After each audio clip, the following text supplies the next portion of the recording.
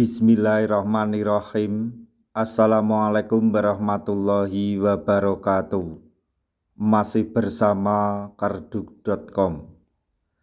Pada video kali ini kami akan menyampaikan kabar terbaru sekaligus kabar gembira untuk para tenaga honorer terkait dengan seleksi P3K tahun 2024, yaitu kami ucapkan selamat. Inilah ciri-ciri tenaga honorer yang berpeluang besar lolos pada seleksi P3K tahun 2024 dan mendapatkan NIP P3K penuh waktu sesuai aturan Menpan RB. Untuk mengetahui lebih jelasnya, silahkan simak video ini sampai selesai. Tapi sebelum kami lanjutkan, bagi rekan-rekan yang baru menemukan channel ini, tekan like dan subscribe-nya, dan juga tekan lonceng notifikasinya supaya nanti bisa mengetahui informasi terbaru terkait dengan seleksi P3K dan pengangkatan tenaga honorer menjadi ASN P3K tahun 2024. Sekarang, mari kita simak dan cermati penjelasan yang ada di video ini supaya nanti tidak gagal paham.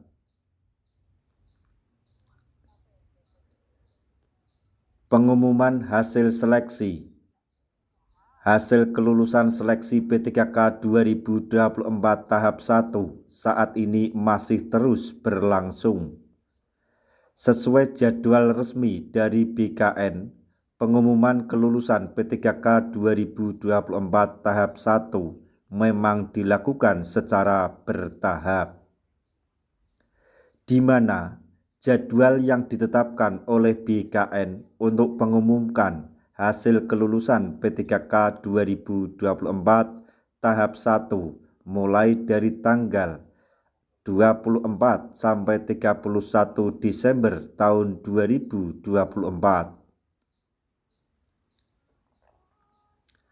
Selama kurun waktu tanggal 24 sampai 31 Desember tersebut, peserta bisa melakukan pengecekan melalui akun SSCASN masing-masing. Selain melalui akun SSCASN, peserta juga bisa melihat pengumuman kelulusan P3K 2024 tahap 1 di website instansi yang dilamar. Namun, kriteria honorer yang memiliki peluang besar untuk lolos seleksi P3K 2024 tahap 1 juga bisa diketahui. Lantas, honorer dengan ciri-ciri seperti apa yang punya peluang lulus dalam seleksi P3K 2024 tahap 1 tersebut? Sebagaimana diketahui, kunci penentu kelulusan seleksi P3K 2024 tahap 1 adalah ketersediaan formasi. Selain itu, penentu kelulusan bukanlah menggunakan sistem passing grade atau nilai ambang batas, melainkan dengan sistem prioritas, penempatan atau prioritas pelamar yang diberlakukan dalam seleksi P3K 2024 tahap 1. Selanjutnya, berikut ini urutan prioritas pengisian formasi dalam seleksi P3K 2024 untuk berbagai kategori. Yang pertama, untuk P3K teknis 1. XTHK 2 non-ASN yang terdaftar di database BKN. 3. Tenaga non-ASN yang aktif bekerja di instansi pemerintah.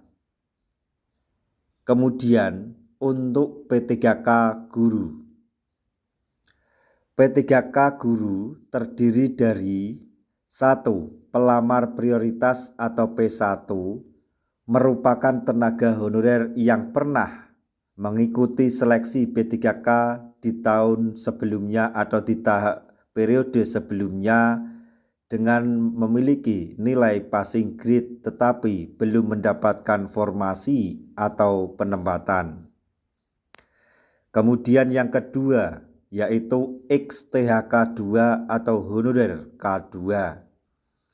Yang ketiga, non-ASN atau honorer yang telah terdaftar di database BKN dan aktif mengajar.